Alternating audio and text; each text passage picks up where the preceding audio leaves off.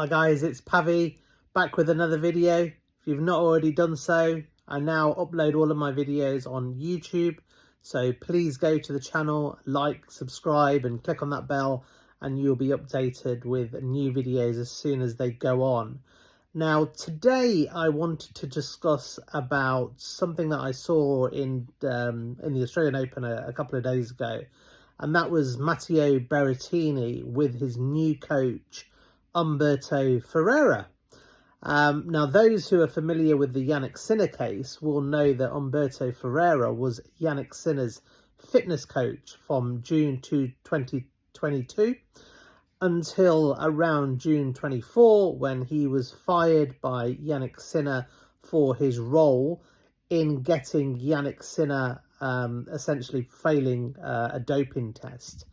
Now, why I want to jump on here really is that at the same time, last couple of days, we've had news that the WTA are basically suspending Rybakina's coach, Vukov, due to some allegations against him about his aggressive behaviour and some dysfunctional behaviour that he's had with not just Rybakina, but with some other players as well. I'm not familiar with that case, so I'm not going to comment too much on that. But what it can show is that the WTA has the power to suspend a coach, which they have just done, which means the ATP would also have the same sort of powers. So my kind of issue really is what is Umberto Ferrera doing back as a fitness coach of another Italian player when he is essentially taken, it was his kind of, if we are to believe the story that Jannik Sinner and his team provided, it appeared that he was the one whose fault it was for having a banned substance in the first place. So I'm going to go into a bit more detail for those that don't understand or don't follow the story. So Umberto Ferrera, and it may be a coincidence or not, is a fitness coach, but one of his first jobs that he had was an Italian player called Filippo Volondri back in 2009. So we're talking over a decade ago. Now, Filippo Volondri also failed a drug test, also in Indian Wells, for taking a substance that was that the authorities basically knew that he was taking for his asthma, but they said that he took it way past the limit that was regarded as acceptable, and he then was banned for 3 months and he ended up missing the Australian Open. So that was back in 2009, but his fitness trainer then was Umberto Ferrera. Now, Umberto Ferrera is an experienced pharmacist as well as a fitness trainer. So he's going to know everything about medicines, supplements, what's legit, what's not. Back in 2022, Jannik Sinner hired Umberto Ferrera and also recruited him as his head of anti-doping controls. Now, when you've got resources like Jannik Sinner's, you have a big entourage, and you have people and professionals at the very top of their fields, helping them to make sure that everything is done properly, everything is done lawfully, everything is done correctly in a method that will help the player to prosper and grow as a player, and not get in any trouble with any issues such as failing a drug test. So Umberto Ferrera is the person that's deemed in charge of Jannik Sinner's anti-doping requirements. Now in 2022-2023, I believe it was, there was an interview on the ATP which discussed about the closeness of Jannik Sinner's team. And they talked about Umberto Ferrera, they talked about Giacomo Naldi, they talked about Darren Cahill, and Simone, his other coach as well. So two of his coaches and his fitness coach and his physio. And that was basically his core, his very, very tight unit that they said was helping Jannik kind of go up the rankings. Now, when Umberto Ferrera took over, he said, you know, Jannik Sinner at this point was not performing particularly well in slams, but he was getting some lucrative deals, Nike being one of the big ones, you know, over £100 million. So we're talking serious money here, but he had Gucci, he had Prada. Now, with all of these sponsorships and lucrative deals comes a lot of pressure to perform, because you're not going to get this level of money for then to be knocked out in the second or third round of slams. You know, you've got to, they are putting pressure on you to say, look, we want you to be the world #1. We want you to win slams. We want you to win big events. And when Umberto Ferrera took over, he said he was mindful of that. And whilst Jannik Sinner was doing well, and at this point, Jannik Sinner was about 7 or 8 in the world.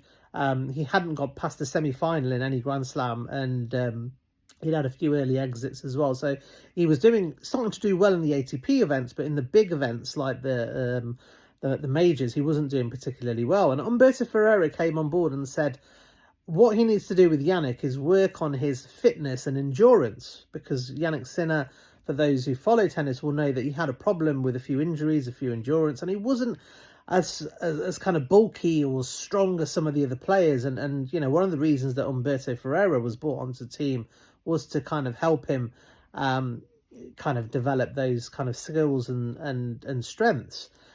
Now, we all know, obviously, what happened with regards to Jannik Sinner, in that he failed 2 drug tests while in America, whilst in Indian Wells of March 2024. Now, the story provided by Jannik Sinner and his team was that Umberto Ferrera decided, and you have to remember that he is in charge of anti-doping for Jannik Sinner. We've been told also in that interview with ATP, so you can have a look at that. It's still on their site. Just Google ATP Umberto Ferrera. You'll see all that interview.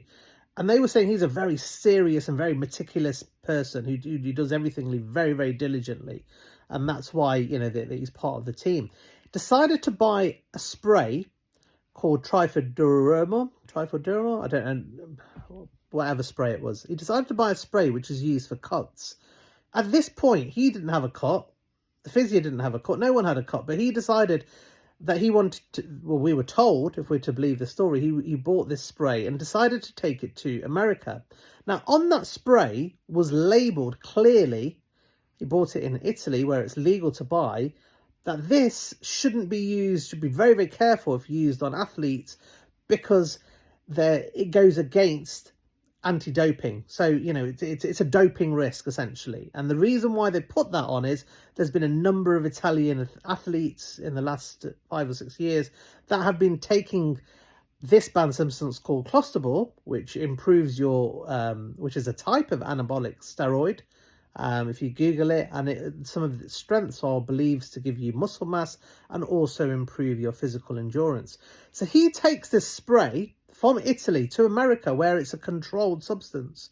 So you have to declare any controlled substance that you're taking. So you would have to say, I'm taking this spray, which has got a banned product, and show a prescription. So it has to be from a GP to say, this is why you're taking this prescription. And, you know, then the customs will decide, you know, if that's acceptable for them to allow into the US or not. Now, Umberto Ferrera decided to take this spray into the US in the eventuality of a cut, which I find bizarre, because he's going to the US, they're going to Indian Wells and Miami, which are 2 Masters events which boast of some of the best medical facilities, the best resources in the entire world. So, you know, are you really going to be that worried if someone cuts themselves in the team that you've got this magic spray that will kind of make it better? You know, they weren't going to a third world country where this stuff wasn't, you know, important. And, you know, for cuts, you know, for a serious cut, you have stitches. For a minor cut, most people have plasters, and it's not a big deal. You know, people cut themselves all the time. At this point, no one in their team had a cut, but in Indian Wells, Giacomo Naldi, who is Jannik Sinner's physio, had a cut, and we all know that because there was cameras zooming in on it in Miami to show everyone that he's got this cut. Umberto Ferrera decided to give his spray, which he knew contained a bad substance called clostebol, to Giacomo Naldi, who he knew was massaging Jannik Sinner, and he knew that Jannik Sinner had lesions as well. So there's a huge contamination risk here. So according to the tribunal, again, if this is, you know, this is alleged or we have to go on what we've been told. He then tells Giacomo Rinaldi that you've got this cut on your little finger. If you put this spray on, it will make it better. Okay? Full well knowing that this is a banned substance, and full well knowing he's in charge of Jannik Sinner, and everything that they do is looked on. Every ingredient of every food, of every supplement, of every medicine is looked at constantly. That's his job. One of his job is to make sure that everything is done. So he decided to take that huge risk.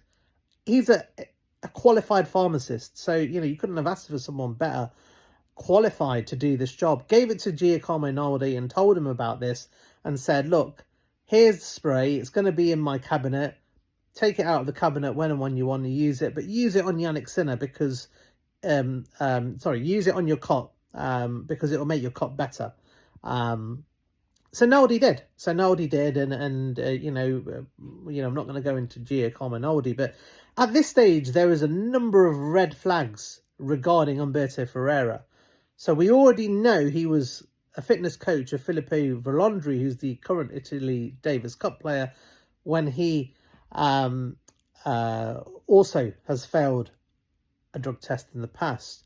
We know that he's a qualified pharmacist, so he knows full well that this spray that he's taking has got a banned substance in and shouldn't be used by any athlete, shouldn't be anywhere near, shouldn't be, what's it doing in his bag? So there's a number of red flags here, and, what transpires was that all of this information came out. Now, Jannik Sinner decided to fire Umberto Ferrera in the summer. The strange thing for me is that he carried on working for Jannik throughout the summer. If someone had done that knowingly, that had caused you to fail a drug test, you would think you would fire or suspend them straight away. And until that investigation is done. But Jannik decided to continue to work with him. He eventually fired him because if they were going with that story, Umberto Ferrera, who was part of the team that Jannik Sinner has hired, and as a tennis player, that's your responsibility as well. He then basically was fired, and he was facing some concerns here about being negligent, which is a big concern if you're doing that job. So he kind of fired him in the summer, and a few months kind of pass on, and then there was an announcement that Matteo Berrettini, who is also a top ranked, I think he's the number 3 Italian in the world at the moment. He then recruits Umberto Ferrera. Now, if we go back to the code of conduct, we've already discussed that the WTA have said that they have got the power to suspend a coach or any one part of their team if they're not happy with anything. Now, we've always been told in tennis and by the ITIA and by WADA that they take drugs, doping very, very seriously in tennis. It's one of the most serious things in professional sport. Cheating is not acceptable, and anyone that is suspected of that or any links to that, will be treated immediately and very, very harshly. So despite knowing this information, which the ATP knows, it's common knowledge, they don't have an issue with Umberto Ferrera taking on a new job also in the ATP with another ATP player after we've been told in the report that he took a banned substance, first of all to the USA, which wasn't allowed without a prescription. He then gave it to Sinner's physio, when full well knowing that Sinner was getting massaged by him, and then was fired by Sinner as well. So there's red flags all over the case. So you would think, okay, well, that's happened. We would wait for the Court Arbitration of Sport to see what they find, because we know that there's an imminent court case holding, and you would think that Umberto Ferrera would have to be then suspended from the sport because of these allegations, which have been backed up through tribunals, through hearings. So you would have to say that they're pretty trustworthy bits of allegations that are fired against Umberto Ferrera. But the ATP have no issue. For me, questions is, does the ATP know? Do they not have an issue because they know that story was just a story, and there was no clusterball, there was no spray. That spray was just there in case Jannik Sinner got caught and they had an excuse. Is that a plausible? Is that why he's allowed to play? Do they know that he's actually innocent, or is it something more sinister? Is Umberto Ferrera, was he recruited to do stuff with Jannik Sinner, put stuff in his medicines, his supplements, without Jannik Sinner knowing? Now that could be another kind of scenario, which, you know, a lot of the Jannik Sinner fans won't even contemplate. They won't even discuss that, because they just think, you know, whatever, they're backing their man, they're backing their team, or whatever Sinner said is true. But, you know, there could be a possibility that all of this was being concocted by Ferrera and maybe someone else of his team that Jannik Sinner had absolutely no knowledge with. And this whole spray and taking it to America was just a story, in case they did get caught. But what there is there's a number of question marks here. And as a reputable sport, as tennis for me, as I've said many, many times, this is not personal, but tennis for me has given me loads on and off court. And for me, it's so important that there's a level playing field, both on and off court. It's paramount. It's, you know, integrity is the key to any sport, and tennis is no different to that. So this is why I'm passionate. So I don't understand why I'm now watching the Australian Open and Berrettini hitting, and Umberto Ferrara, who's been accused of being negligent by taking a banned substance that he shouldn't have, which then ended up contaminating Jannik Sinner, is already back in the sport with no suspension, it appears, when the ATP know that the court arbitration of sport hearing is going to take place February, March, so in the next couple of months. So why haven't they suspended him pending that inquiry? It just doesn't make sense. I mean, you know, let me know what you think. Let me have your comments. Is this me and one of my other conspiracies that everyone thinks that I've got? But if you look at it logically and you look at the history, you just think something is not right here. And I just don't understand how Umberto Ferrera is back in tennis when he essentially, you know, if you look at the 33-page report, he was a key figure to why Jannik Sinner was contaminated with a banned performance-enhancing substance. Now, there was the only interview that I can find of this, and again, you can Google this, was Darren Cahill at the US Open, and he was asked by the Tennis Channel in an interview, why was Umberto Ferrera carrying a known banned substance with him? And Darren Cahill said, I don't know. It was for personal use. We don't know what that personal use was.